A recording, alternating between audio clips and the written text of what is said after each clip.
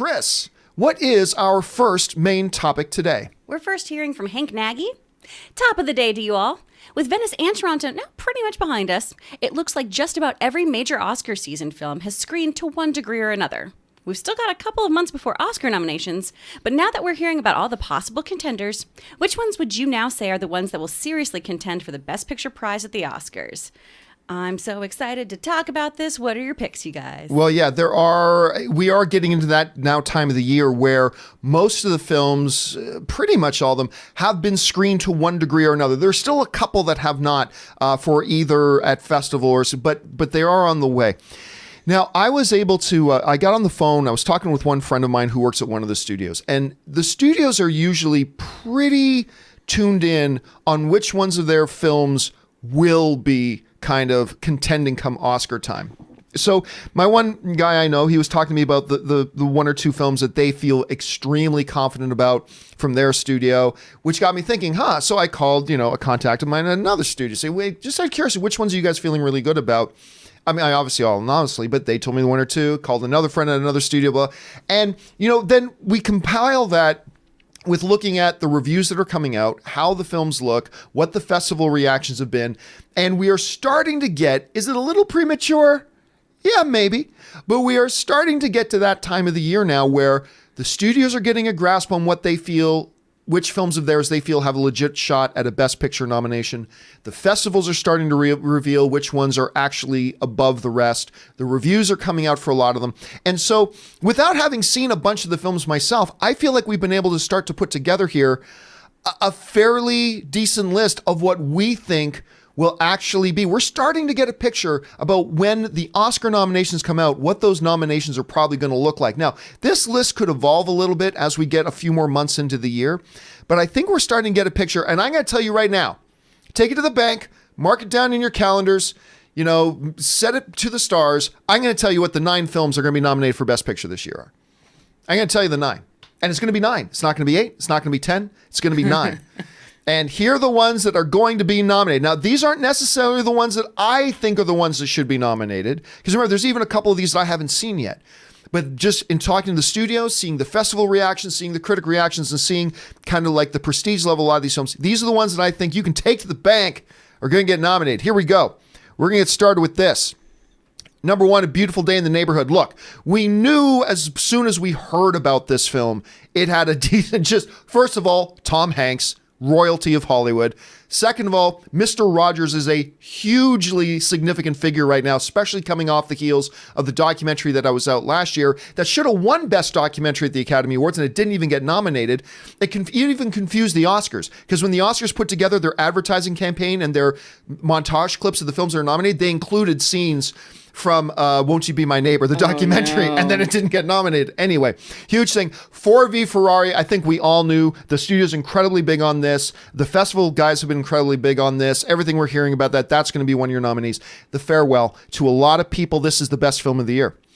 Not mine, but it's in my top 3 right now. The Farewell to a lot. By the way, I just want you to know, yes, I did misspell. It's called The Farewell, which is a little known Indonesian film, not to be confused with the Chinese. The Farewell is in there, and yeah, it's going to get nominated. A film I had my doubts about because all the other studios passed on it was The Irishman. Now, it was about 2 months ago, you guys will remember, that I had a friend talk to me saying, John, what you're not considering here is maybe the studios passing on The Irishman had nothing to do with what they thought would be the quality of it. Maybe if you look at it, it probably wasn't going to make a lot of money in the box office at all. Maybe that's why they passed on it, and it's not a quality issue. And I went, you know what? That's a great point. And then a lot of you guys wrote in about that as well. And now that we're actually hearing from some people that are getting inside looks at The Irishman, it's kind of look, Scorsese's an Oscar favorite. You got De Niro and Pacino and Pesci. You've got, royalty lineup in there. Harvey Keitel, all the usual suspects of that. They're all in there. So what I'm hearing is that's probably going to be one. The other one, they just dropped the first teaser for it the other day, and hardly anybody knew anything about it. Now Lionsgate is actually talking about it, and I've got some friends at Lionsgate there. It really does look like Bombshell's going to take one of those spots, which is funny because a month ago none of us were even talking about this film. And then all of a sudden that trailer is, wow, that looks powerful, whatever it is. And then we start hearing, oh, wait a minute, this is like an Oscar play. That one's probably going to get it. This one's going to make a lot of people unhappy because there are a bunch of people out there who don't like Rian Johnson, but whatever. It's right now got 100% on Rotten Tomatoes. The people at the festivals are crowing over it. A number of directors that I know who have had a chance to see, directors not involved with Knives Out, who have had a chance to see a screening of it, are saying to them it's the best film of the year, Knives Out. Knives Out is, I'm thinking, is going to get one of those 9 spots. The Joker. Look, I've been crowing about The Joker since the day they announced it at Comic-Con in 2018. I went nuts for this. I think it's a great idea. The people involved behind the scenes, in front of the camera. We're probably going to see Joaquin Phoenix. I don't know if he'll win an Academy Award for it because I haven't seen it yet. But for all the signs are pointing. Now, not every critic is liking this film. It's about 4 out of every 5 critics do. But the thing you got to understand is, and we said this after we saw the first trailer, this is clearly a movie that is not going to appeal to everybody. When you go that kind of heavy, it's not going to work for everybody. And that's perfectly fine. And so we see that. That's why right now the Joker's hovering around 80% on Rotten Tomatoes, but it won the Golden Lion. The last number of films that won the Golden Lion Award at the Venice Film Festival did go on to either win or be nominated for Best Picture at the Academy Awards. I think that trend continues. Just Mercy. Look, we were hearing all about this movie and how much the studio believed in it before we ever saw the trailer. And then we saw the trailer. It's like, yeah, it's living up to the hype. Word is that thing's going to be in there, so I believe that's going to be in it. And the one movie on this list that I have seen and don't believe it belongs on the list is Once Upon a Time in Hollywood. I think it's a good movie. I think but it is not in my top like 5 or 6 Quentin Tarantino films. I thought there was too much wrong with the film. Even though I enjoyed it, I like it. It gets a thumbs up from me. Is it a Best Picture nominee? To me, no. But the fact of the matter is this: the Academy, an Academy, a 7,000 voting member Academy, all working in the Hollywood movie business, love them movies about the Hollywood movie business. And they love Quentin Tarantino. We've seen that in years past. The Academy loves Quentin Tarantino. And I do too. Who doesn't? I don't think it belongs there, but I think you can take it to the bank that Once Upon a Time in Hollywood is going to be one of those films. So just to recap here, these ones, again, I'm not saying these ones that I think should be. I'm just saying, I think you're going to see Beautiful Day in the Neighborhood, Ford v Ferrari, The Farewell, The Irishman, Bombshell, Knives Out, The Joker, Just Mercy, and Once Upon a Time in Hollywood. That's what I think we're going to see. Aaron, it's, of course, we're just speculating. Sure. That's what sports fans and movie fans, and that's what we do here. But again, I feel like we're hitting that time of the year where we're starting, the blurriness is starting to come into focus a little bit about what, when we get down to it, are going to be the films that get nominated. That's why I'm thinking now. I didn't ask you to pull out a full 10. I just wanted iron lock guarantees from you that out of the 9 or 10 that can get nominated this year, take these 5 to the bank. What were the 5 that you came up with? Well, again, I completely agree with you. Once Upon a Time in Hollywood, that is the one for sure that you can just lock it in, whether it is one of those films that is that should be or it should not be. It doesn't really matter because it will be. A Beautiful Day in the Neighborhood. I'm going to tell you, I started to watch this trailer within 3 seconds. I had tears in my eyes. Yep, me too. All the feels, we're feeling all the feels. And so there's no possible way that I think anybody's going to be able to watch this movie and not walk away from it just such an emotional mess. And then, of course, you have Tom Hanks, who the Academy also loves. Yeah. He is the Academy darling. So I think that's a guaranteed winner. I said Little Women, and here's why. I haven't seen it. It might be garbage. I don't know. It's getting a lot of really good reviews. But it is. One of the things that I looked at when I was trying to figure out who my 5 were going to be was not only films that had a good pedigree, but also films that rounded out the entire list of nominees. Right. You can't have too many films like Once Upon a Time in Hollywood. You can't have too many films that are period pieces. You can't have too many films that are biopics. And so with a biopic like Once Upon a Time a biopic such as A Beautiful Day in the Neighborhood, I think Little Women not only fulfills that period piece genre of the obscure movie that most people are not going to run out and go see. But it has Greta Gerwig as the director, who, as we know, was an Oscar nominee for Lady Bird and got a lot of enthusiasm and excitement. You have Meryl Streep and Laura Dern and Timothée Chalamet. It's got a really strong... And she's working with her Lady Bird muse, Saoirse Ronan. Yeah. So that's the thing, is I think that's definitely going to be one that we should keep on talking about. I'm really excited about The Pope. I cannot pronounce the director's name from he's the director from City of God. He's a Brazilian director.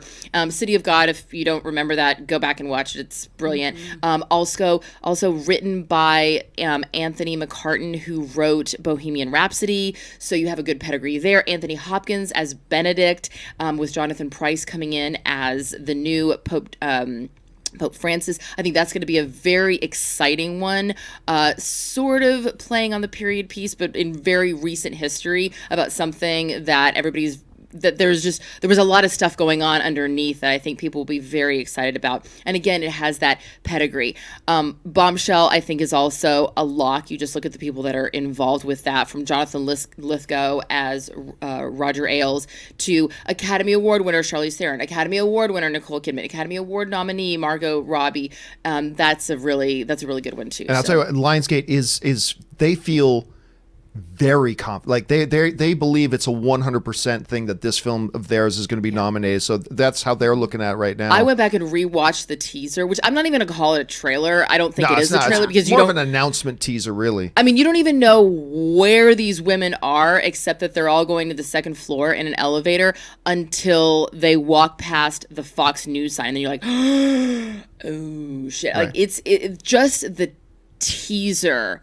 I mean, I have goosebumps on my arms right now because I'm thinking about that teaser. I cannot wait for this movie to come out, and yeah, all indications are pointing towards Oscar. I still don't believe that's Charlize Theron in that trailer. Still don't believe it. They can tell that to me all they want. It's a deep fake. It's oh my God, it just does not look like that. So anyway, Kris, I wanted to throw this over to you too, and kind of get your thoughts on this. Like, look, we don't know.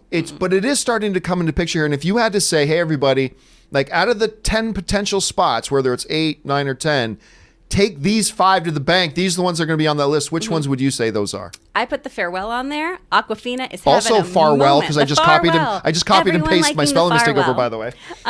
The Farewell, I think, is definitely going to be nominated. Not only is Aquafina having a moment, not only are we hearing this is a wonderful movie and that it's powerful, it is a universal theme that everyone can connect to. Death and family values and connecting with other generations. I think that is definitely going to make the list. I think that Knives Out is going to be on there. And some of you, I've already seen you in the comments, have been like, Knives Out is not the kind of movie the Academy would nominate. There have been all kinds of crazy, fun comedy and thrillers that have been nominated for things in the past. Kevin Kline won for A Fish Called Wanda, y'all. Okay? Like, things can happen. I would love an Agatha Christie-esque whodunit to be up there. I like to have some fun around award season, or as I like to call it, a season of hard to watch. Give me some fun things while I'm watching my screeners. Don't make me watch all of this stuff that makes me want to just pop as many Wellbutrin as I possibly can. I want something fun in there. And it Speaking looks of well which, done. your next pick. My next pick. Speaking of Wellbutrin. Speaking of fun. Bombshell. Of course that's going to be nominated. How confident do you have to be in your film that your teaser is just silence and stares? I mean, come on. And none of us will shut up about it. It's so good. It's that powerful. That's going to be incredibly interesting. Stacked cast. So good. Just Mercy, we were talking about that just last week. That looks like another powerful film. Michael B. Jordan is an excellent performer. I think that's going to be a wonderful story. And that plays to what Aaron was talking about too, of a period piece, of something based on true events. That usually is something that we see at these award shows. One of those kinds of stories gets a nomination. And lastly, and I don't even like it, Once Upon a Time in Hollywood, because it's the kind of self-masturbatory Tarantino crap that everybody loves except for me. But man, Hollywood loves, like you were saying, to just watch more stuff about Hollywood and be like, aren't we great? Don't we have a fun industry? Hollywood loves Hollywood. That's La La. Although I did like La La Land. I didn't think it should win Best Picture, but I was all for La La Land getting a nomination as well. But again, it was a big, a Hollywood movie about Hollywood life. Isn't that great? LA Confidential. I mean, Oh yeah. I also like that one too. I like Yes, that one but too, that's yeah. the thing. So if you're going to learn anything from today's episode, it's this. If you want to be nominated for an Academy Award, just write a movie about Hollywood, and there you go. It needs to be about Hollywood. Has It to be needs to about- be set in like the 1970s or something where we go, that's not right now. or the 1940s. Yes. Yes. Or an ode to Agatha Christie. I think that's ode going to to be the Agatha other. Christie. That's going to be the other thing that comes out Put this year. Tom Hanks in You know, it. I actually have one more that sure. has not come up, and I'm intrigued by it. The Good Liar with Helen Mirren and Ian McKellen. and Magneto. Yep. Yeah, They featured that at CinemaCon this year. And Rob and I saw this like 8-minute preview they played for it at CinemaCon in April. And it's like, this is either, I remember Rob and I said this is either going to be really boring, or this might be one of the greatest things we've ever seen. It just had that sort of feel to it. You know what I mean? I think it's kind of going to be one of the greatest things we've ever seen because let's be honest, Helen Mirren and Ian McKellen are super smoking hot, sexy 25-year-olds trapped in these more mature, sophisticated British bodies. And what I love is in the trailer when Ian McKellen is walking along the subway platform and he takes the tip of his umbrella and points the camera in the opposite direction and then uses the hook of his umbrella to trip the guy and he falls in. And I think we're also in this period where a lot of people who are watching movies have baby boomer parents who are of that age, and we can relate to the idea of my mom is, a widow or she's single and she's met this charismatic guy and he's come along and and I don't really know what he's up to. I mean, it is something that even though yes, Helen Mirren's character is worth like £3 million or whatever, it's still, did I say pounds? What year Yeah. is this? Euros. Do they? I don't They still use pounds? do they use? I don't know. But I'm really intrigued by this movie, and I didn't want to put it in my top 5 because I'm not that confident about it. However, I won't be surprised if, given the pedigree of the people involved, if it were able to sneak in there. Yeah, those are for sure. I think this is acting noms. another one we got to have to keep an eye on. Junho. I think it's Junho Bong. Anyway, his film Parasite, which has been getting a lot of festival buzz. And it's won a number of awards already. And this could be one of those years because every once in a while the Academy likes slipping in a foreign film, a little seen foreign film. One of my all-time favorite films, Life is Beautiful by Roberto Benigni, was one of those. Roma, like things like that. I think Parasite, there's a chance. Don't count out Parasite at this point either. Anyway, the question here, guys, is what do you think?